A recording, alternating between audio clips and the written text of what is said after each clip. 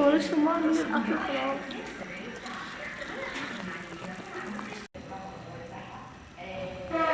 مش عارفه اشغل كده. مساء الخير يا جماعه، عاملين ايه؟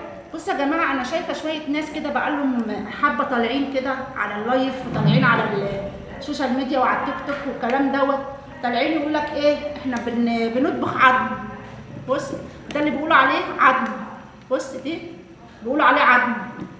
حبه الشوربه من دي يا جماعه، حبه الشوربه دولت يعني ب1000 فنجان شاي وب1000 فنجان قهوه، لان دولت فيهم بهاريز اللحمه، دولت اللي فيهم الفايده بتاعت اللحمه.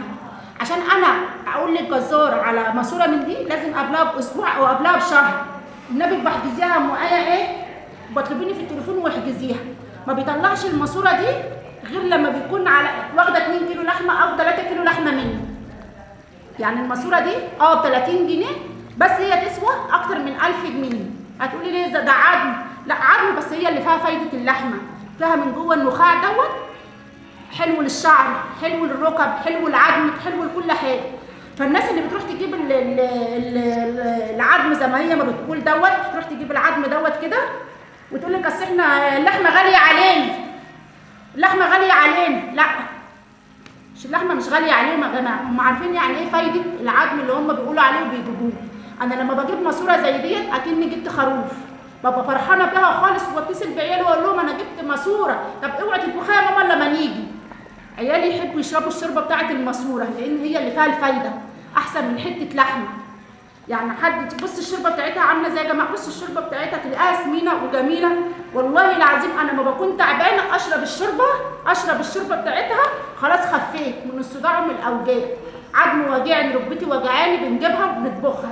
يا جماعه اي واحده تطلع على اللايف يعني وتقل من قيمه بلدها وتقول لك اصل احنا مش لاقيين ناكل، اصل احنا مش عارفه فينا ايه، اصل احنا بنجيب العظم نطبخه، اصل احنا اللحمه غاليه، دي ما تستاهلش انها تاكل لقمه بس حاف من بلدها. انا يا جماعه مش بقول كده عشان اقطع الارزاق، يا رب ربنا يعني يرزق كل من كي، وبقول كل الشعب المصري غلبان وكل والله كل الدول العربيه. يعني احنا كلياتنا في دلوقتي، يعني انا مش عايزه اتكلم في السياسه بس انا فعلا بزعل من اللي انا كنت بشوفه. بزعل لما الناس تطلع تطبخ رجول الفراخ، تجيب تقول لك عظم. لا، هي عارفه يعني ايه بتطبخ ايه، وعارفه يعني ايه ماسوره، وجابتها بعد قد ايه لما اتحايلت على الجزار. بتقف تتحايل على الجزار عشان يديها حته الماسوره دي. ان انت جبت الماسوره دي كلتي 10 كيلو لحمه، كلتي 10 كيلو لحمه صحيه للشعر. بص بتصحي كل حاجه فيك من اول شعرك لغايه ضفر رجلك. فعيب يا جماعه ان انتوا ده انكم تتكلموا وتقولوا اصل احنا مش لاقيين بنطبخ عظم او بنطبخ رجول الفراخ. انتوا تعرفوا ان رجول الفراخ ديت الحاجه الوحيده اللي بتشفي خشونه الركبه. تعرفوا ان رجول الفراخ ديت الستات الكبيره ما بتشيلهاش من بيتها علشان خاطر ده انها تاكلها. احنا نفسنا بنطلبها من الراجل برضو، بنحجزها قبلها باسبوع. والله العظيم انا عشان اكل رجول فراخ ادفع للراجل فلوسها قبلها باسبوع. رجول الفراخ يا جماعه والماسوره دي بقت حاجه مهمه، يعني مش حاجه رخيصه ان احنا نقول ده رخيصه وهنجيبها عشان احنا مش قادرين نجيب اللحمه. اللي بيقول كده يا جماعه بيكذب عليكم، احنا مش بنقول حاجه بس بطلوا بقى بطلوا. احنا يعني احنا تعبنا، عادوا بيقولوا علينا شحاتين وعادوا بيقولوا علينا رقاصين وعادوا بيقولوا علينا جميع الحاجات الوحشه. فانتوا يا جماعه اي واحده بتطبخ شوربه او بتجيب العظم زي ما هي ما بتقول لكم، اعرفوا انها جابتها بعد دوخه، عشان الجزار ما بيطلعهاش لاي حد. لو ليكي جزار معرفه يديك ماسوره، او واخده 3 كيلو لحمه او 4 كيلو لحمه يديك الماسوره. الكل عارف يعني ايه شوربه الماسوره احسن من اللحمه ممكن حاجه تانية تفيدنا عنها، العدس فيه قيمه غذائيه احسن من اللحمه. عشان كده ربنا قال ان العدس ده لحمه الفقير. عش الغراب لما بتجيبيه وتحطيه في الطبيخ بيديكي ريحه اللحمه وطعم اللحمه بالاكل. ففي حاجات تانية بتفيد عن اللحمه، لكن ما فيش حاجات بتفيد عن معلقه الشوربه اللي بتشربيها اللي بتصحي كل حاجه فيك. رجول الفراخ يا جماعه صحيه جدا، مش بناكلها عشان احنا مش لاقيين، لا ده احنا مش لاقيينها، احنا مش لاقيين رجول الفراخ، احنا مش لاقيين رجول الفراخ عشان نجيبها عشان تسحي لنا ركبتنا وتسحي لنا جسمنا. يا جماعه مش كل من بيطبخ رجول او بيطبخ مواسير يصعب عليكم ويقول لكم والله اصل مش لاقيين اللحمه عندهم غاليه. لا يا جماعه، هم عارفين هم بيطبخوا ايه، وعارفين هم جايبين شويه الشوربه دي عشان ايه، عشان خاطر اشتكت من رجليها، عشان حاسه ان عظمها وجع، حاسه ان في دوخه في دماغها، تقول لك ايه اجيب ماسوره كده تظبط لي ده كله. مش قالت اجيب لحمه، قالت اجيب شوربه ماسوره، ان شوربه الماسوره المفيده عن 2 كيلو لحمه و3 كيلو لحمه. فبلاش يا جماعه، بلاش يا جماعه، ده انكم موطيين بمصر.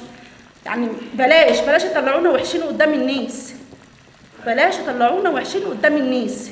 لا احنا عندنا كرم ربنا. لو ربع كيلو لحمه هتطبخي لي عيالك، ربع كيلو لحمه بيتقطع 5 قطع. انا مش طالعه عشان اقول كده عشان انا مبسوطه ولا حياتي عاليه، انا ابسط خلق الله وبشتغل عشان اجيب الجنيه عشان خاطر عيالي. بس انا واحده بغير على بلدي وبغير على ستات بلدي، فعيب ان احنا ننكر جميل بلدنا.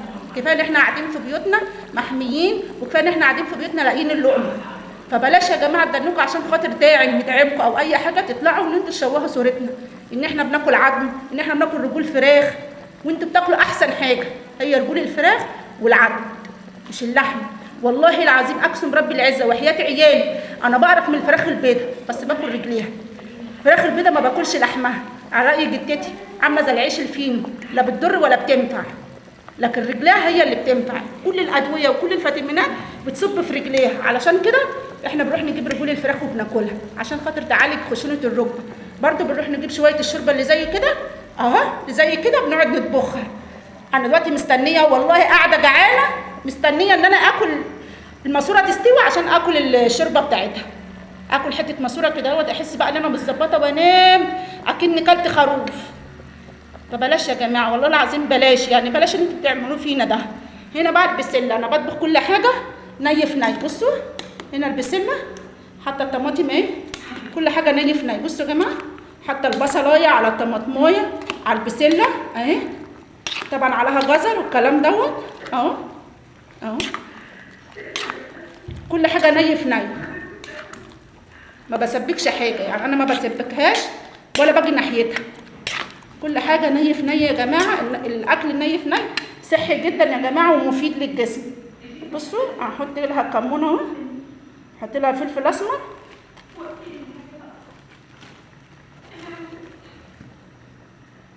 واقعد اقلب فيها.